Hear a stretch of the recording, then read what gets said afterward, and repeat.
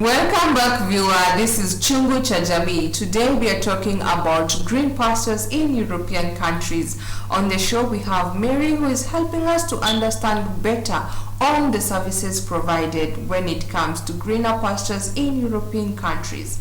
Before we went on a break, we were talking about the job placement. We've talked about the studies visa, the packages, and so much.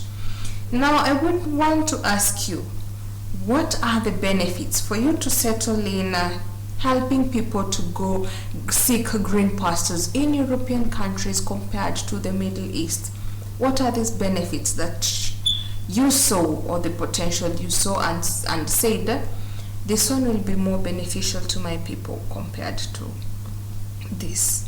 What are these benefits that you saw and so this one is catchy, and I would love this also for my own self when I'm going outside?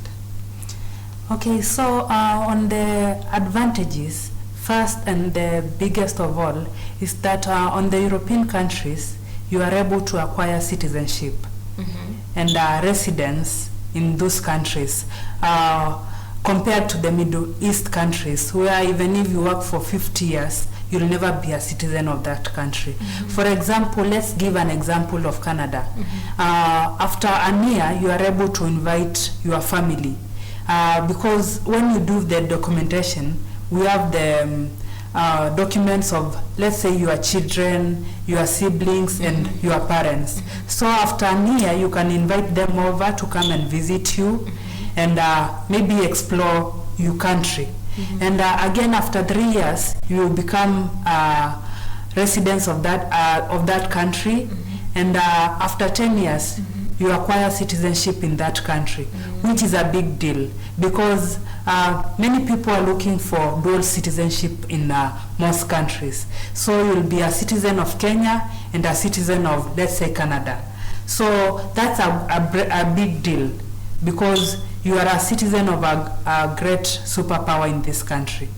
And again, on the advantages of being in European countries compared to the Middle East countries, we have all heard of the mistreatment and the way our citizens from Kenya are treated, and others even seek for assistance from us Kenyans to even come back to Kenya, which is quite unfortunate. And that's why we decided to venture on the European countries, because as much as you are the employer, they look at your standards, and they also offer covers like medical covers, house allowance on some companies. So they cut on your well-being as a person because they value humanity. So we're looking for countries which value our citizens and give the best to our citizens. Wow, that one is so insightful. Now that you've talking about the advantages, it has to go in hand with the disadvantages. What are some of the disadvantages for all this? Okay, on the disadvantages, which is not more of a disadvantage, is that you have to cater for your transport cost and your visa fee. But that is a disadvantage because at this economy, at this particular time, I don't know about you, but we as a country, a lot of people are complaining of the high level of living that is going around and the inflammation of currency. Now, if I want to go, I don't have the money, how do you go about it? Because that's a disadvantage. I'm willing to go, I'm willing to work, I'm willing to study, but the money, it's not there. Okay, so on our case, our charges are quite affordable to everybody, and we do have very good packages because let's say you planning to travel next year, you can even start paying your fee as early as now. Yeah, and we can start the process with you anytime. So it is an advantage because we understand the hard economic times in this country, and we also are willing to accommodate everybody, because now let's say we don't have jobs in Kenya. What are we doing as Kenyans? We can even look for jobs abroad, which are very which are there and are well paying, and the fee, the flight charges will be back to you. It is not mchezo wa bahati nasibu. You will have to get that money eventually, and will be stable and will not regret taking that step. Yeah, you can always trust that process, and I'm sure you'll be successful. Wow, I like the point of si mchezo wa bahati nasibu. So it's not a try and error thing, but it's a surety. It's 100% guaranteed. Wow, thank you for that. Now, also looking upon all that, what would you say gives you an upper hand in terms of placing people or helping people go to European countries compared to those who are doing and dealing with people going to the Middle East? What gives you an upper hand? Okay, what gives us an upper hand is that mostly we go and survey where we're taking our people to, and again we are able to place you in that job.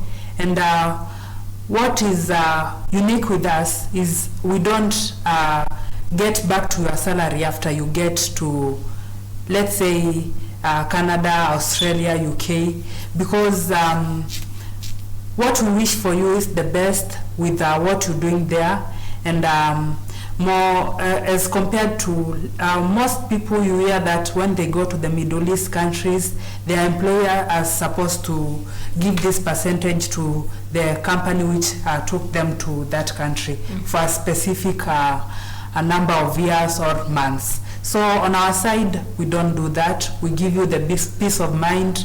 What you can do is you can always get back to us, give us reviews, and so far so good. We have good comments and good reviews on the people we have taken abroad so far. Wow. Yes, and that gives us a lot of satisfaction, because we are aiming at impacting positively to the people we deal with, and give the service to and the chance to travel abroad. Wow. Given said all that, the advantage, the disadvantage, the benefits, and also what is giving you an upper hand, for this person who has nothing to offer, I don't have skills, I don't have money, but I have the heart, and I am willing to go to UK, to Australia at this instant time because of the job offer that you're having. How do you come in? Is there any way that you're going to help me? Is there any way that you're going to hold my hand and tell me, I'm going to walk with you through this journey until I see you out of the country, and then from there, once you started earning, then you can pay me back? Do you have any sort of the thing, and any sponsors maybe who come on board on the same? Okay, so on that case, maybe if you have a job offer from let's say US, UK, and your sponsor is willing to pay for your costs, that we cater for, we process everything, and on maybe going on a credit, we don't do that as a company, because in European countries they have their policies, and they cannot be cutting your salary to give to a company, because there is no relation to that in their work policies. So you can still come and consult at our offices and get to know more about that. Wow. Yes. So maybe normally, how long have you been in existence, and what are your clientele ages like for the duration of time that you've been in the market?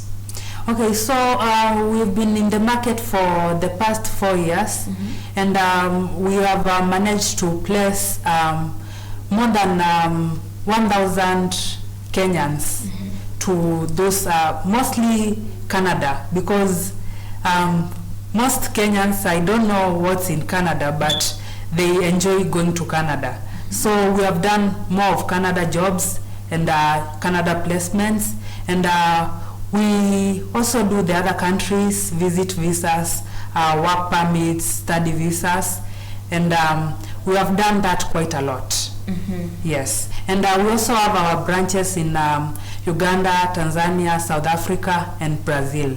So those who are in those countries and want to maybe get their services and wondering how they can reach Kenya, they can even consider going to those branches in those countries if they are near to them.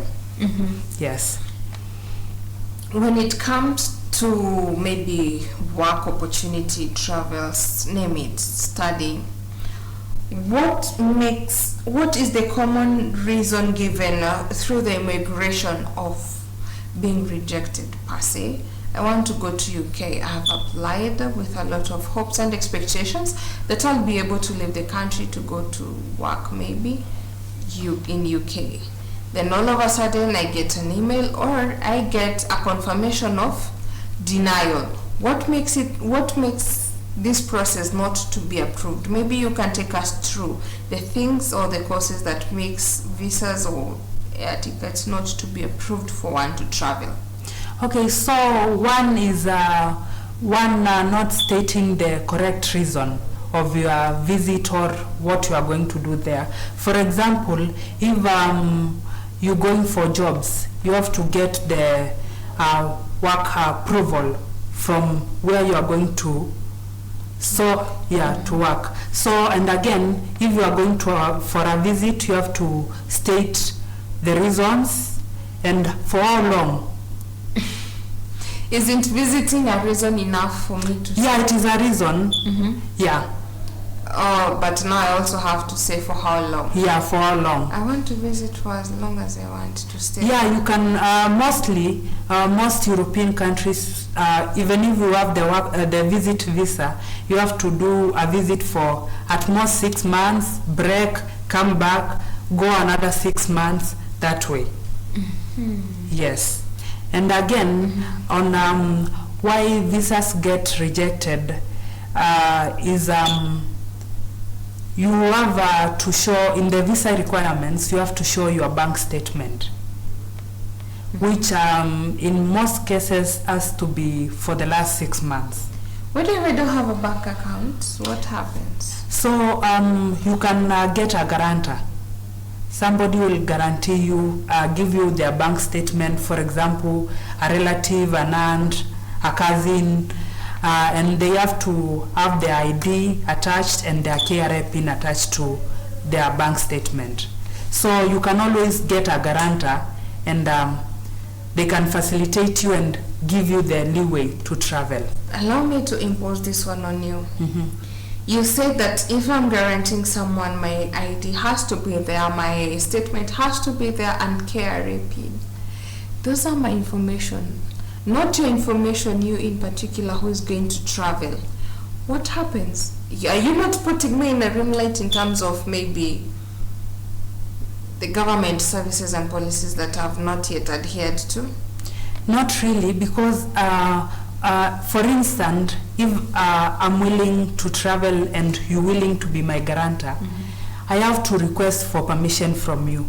So if you are not willing to maybe have your documents exposed or your bank statement and whatever, you will not go in and be my guarantor. So this is a willing situation. But now we have mobile bankings. I've done all that online. Do I also have to come and submit them at a personal level, one-on-one? And also in terms of KRA pin that you have mentioned, Carepina puts us in a spotlight. You've used mine as a guarantor. I'm paying tax. I have no issue. You, on the other hand, you are not working. You're filing nil. How now are we going to synchronize all this so that you maybe start paying taxes? Or am I not putting this person at a risk of maybe being told, now you're working, you applied, you said you're working this place, this and this amount is the rough estimate of what you're earning, and yet it is not you who have traveled, and this that has traveled is also not paying. Do you have policy of paying taxes when you're abroad, or what are the policies when it comes to these government issues in terms of KRA and in terms of paperwork? Okay, so when you travel abroad, let's say you're going for work, you pay taxes to that government, okay, not the Kenyan government. Oh. Yeah, because you are, let's say, their responsibility. Mm-hmm. Yeah, you get the services from them. You, let's say, after 3 years, you become their citizen, mm-hmm, their resident. So you are their resident, and it is not contradicting in any way, because I offered you my bank statement for you to travel. mm-hmm, So it is not even contradicting in any policies in Kenya or abroad. Wow. Yes. Thank you so much for all that insight and information to our viewer. Maybe before we wind up, I'm being told that you're running out of time. You could give us advice and maybe your parting shot on the same. Okay, so on my advice, I would like to advise you to try try new job opportunities abroad, because they are there, they are well paying, and because with this economy, many of you do not have jobs, and maybe you have the chance to travel and get jobs abroad. So try your luck. You can visit our offices at Pension Towers, floor M2 along Loiter Street, and Loiter Street is opposite Koinange Street. I know that is famous to many Kenyans. Mm-hmm. Yeah, so you can visit us in our offices. We are open from Monday to Saturday. Saturday we open from 8 to 12. On Monday to Friday we open from 8 to 5. So you can walk in anytime. You don't have to book an appointment. We can serve you anytime. And you can also call us through our numbers. Our office number is 0759 336721 or 0746116659. You can also WhatsApp us. Yes. Thank you so much for the insight and the information on the same, Madam Mary. Viewer, I hope you've learned as much as I have when it comes to issues to deal with green pastures in European countries. Name it, the advantages, the disadvantages, the placement of the schools, the placement of the job. I've learned so much. My take home is, compared to the Middle East, in the European countries, I'm able to be a citizen and a resident of that country, and by the end of the day I'll have dual citizenship. Let's continue this conversation offline across all our social media networks. That's GBS TV Africa. Our SMS line is 21144. Till next time, have a nice time. Goodbye.